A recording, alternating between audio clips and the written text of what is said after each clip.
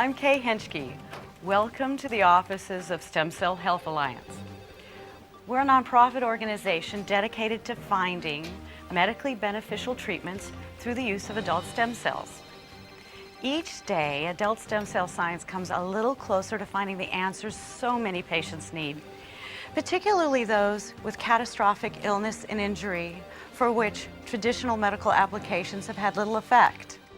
At our foundation, we meticulously analyze adult stem cell practices, innovations, and technologies throughout the world. And then we focus on the ones that we feel offer the greatest potential for the most positive outcome. Your generous donations allow us to provide financial support for those individuals with no options, those patients who wish to pursue adult stem cell transplants, otherwise unavailable to them. We have the honor and privilege of working with two such individuals that you are about to meet.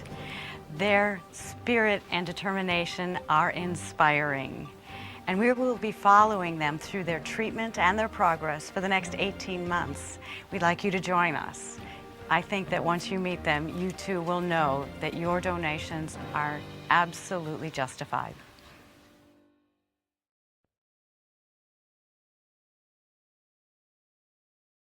My name is Junar Barrera.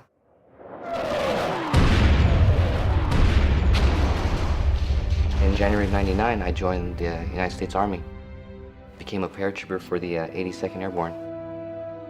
I was in 11 Charlie, infantry. I had two tours, one in Afghanistan, and then the other tour was in Iraq. I love the military. Teamwork was the biggest thing. There's no I in team. I definitely learned a lot more about responsibility and just being a true person. There's things in this lifetime, like in the military, that I've done that I would never want anyone that I cared about. I loved the seeing the things I've seen. On the other side, I've met great people from across the states, the countries, and I consider them brothers in arms. I did lose some friends. I lost two soldiers, one in Afghanistan and one in Iraq.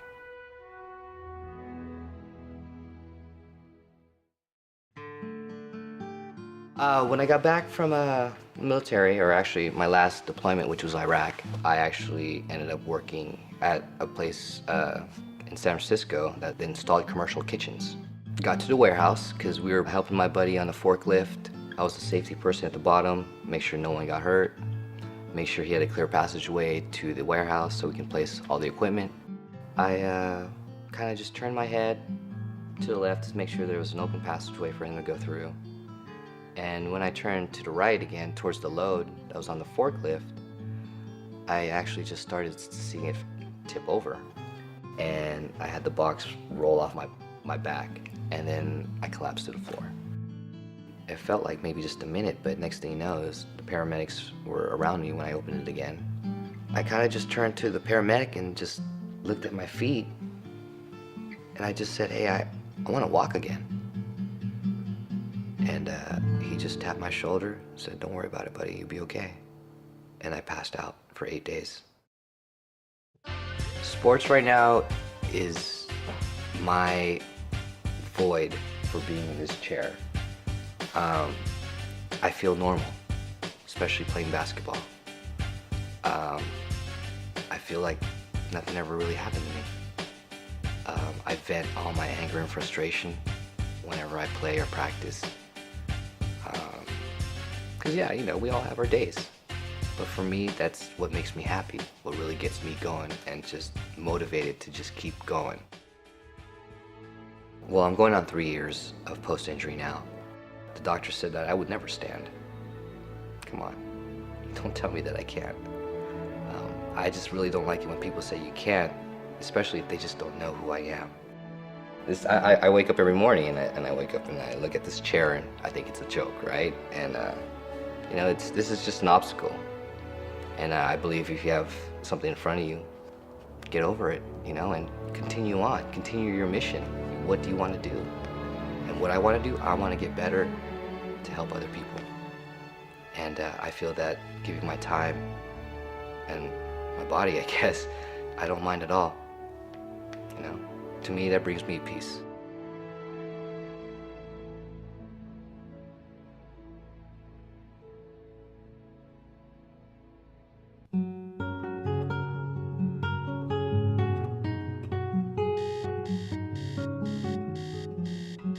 name is Ashley Sisti. I'm 24 years old. I'm from Powhatan, Virginia. My house that I grew up in was on about 40 acres. I was kind of a country girl growing up. I was really into horses starting at about like 5 or 6. And the short stirrup champion. Ta-da! By the time I was in high school, I chose dance and focused on that instead. I switched to the school for the Richmond Ballet, which is the state ballet in Virginia. I got a real role. I danced on point. It was this very big deal, and it was really exciting. Like, everybody that I knew came to see it, and it's one thing to have a recital that's like all about, you know, your little class, but this was part of like a much bigger professional performance, and it was one of the best experiences of my whole life, was being part of that. I chose to go to the University of Virginia. I loved it there. It was an awesome experience. A second or third year, I moved in with some girls that I didn't know, and it was awesome. Like, all 9 of us are still really close, and they are by far my closest friends.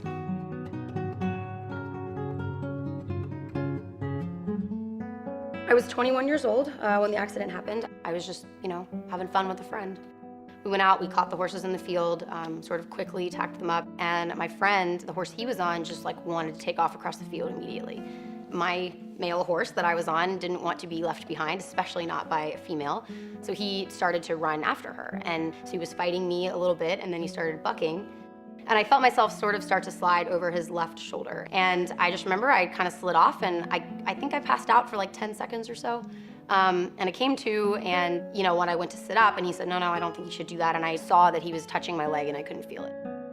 I was at this rehab facility that I came out to San Diego to try. One of the girls who told me about this opportunity to be part of this project where I would get stem cells, get a treatment, and then be able to do some physical therapy for the next year and a half to sort of see if I could make some progress.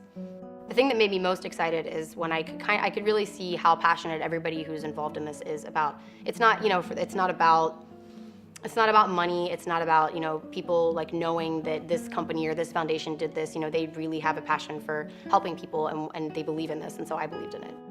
You know, I think it's better to set expectations a little lower and then exceed them than to sort of hope that in, you know, a year I'm going to be standing up walking again. That's not the way I do things. I'm a very realistic person. I'm hoping for some gain and sensation in my lower body, so that just for little things like, you know, when I've been sitting for too long in one position, if I have a little bit of pain, if I feel something, I'll know to kind of shift positions. There are those kinds of complications that I would really like to be able to fix after the treatment. Long term, you know, obviously it would be great to gain a lot of function and be able to, even just to be able to stand up out of my chair on my own, even if it doesn't mean I can, you know, get up and walk out of the room, but just to sort of be able to stand up and take the weight off my body, you know, it would be great. We are leaving tomorrow to go to Kazakhstan for the treatment. We're going to be gone for 6 days, I believe. And then we're coming back and starting our physical therapy.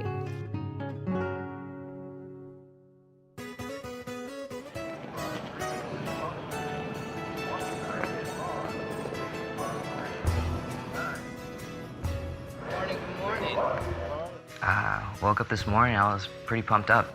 Okay, hang on, just 1 second. It's kind of like when people approach me and say, hey, I thank you for your service. I kind of tell them it's not a problem. I'm just kind of doing my part. If you think about it, you wouldn't really tell someone to do something if you didn't do it yourself. That's the way I look at it. We can really be part of something and really help lives down the road. Obviously, if we're successful, it's great for us, but it means that we're opening up a lot of opportunities for other people to do the same thing. I hope they find any kind of information, regardless if it's good or bad. At least they can help the next research. The worst that can happen is we'll be in the best shape in our life, kind of thing. And that works for me.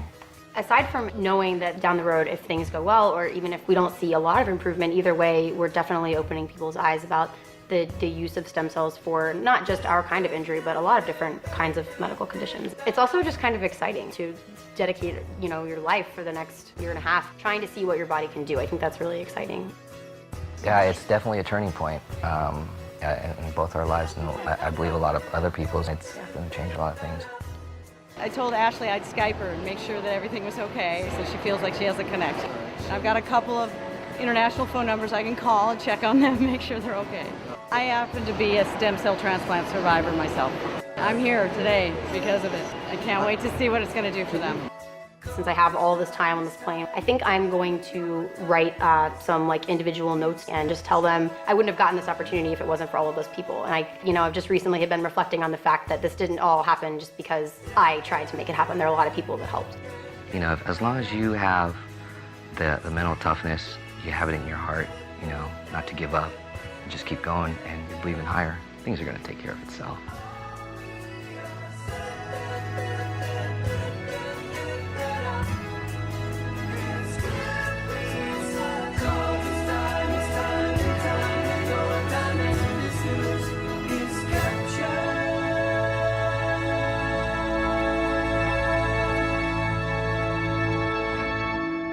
As you have just seen, we are all looking forward to a successful and positive result. If you're just learning about us, we ask you to consider getting involved. Your donations are greatly needed. The road is very long, but with your help, we can get there. Again, on behalf of the foundation, I thank you. My name is Dave McGugan, Chief Executive Officer and Board Member of the Stem Cell Health Alliance. As Kay just mentioned, we need your help. We're doing our best to change medical treatment as we know it, and we can't do it without you. So visit our website today, learn more about the project, learn more about the organization, and make a donation. StemCellHealthAlliance.org. Or call me personally and let me know how you want to help us accomplish our goals at 858-699-6727. Thank you very much.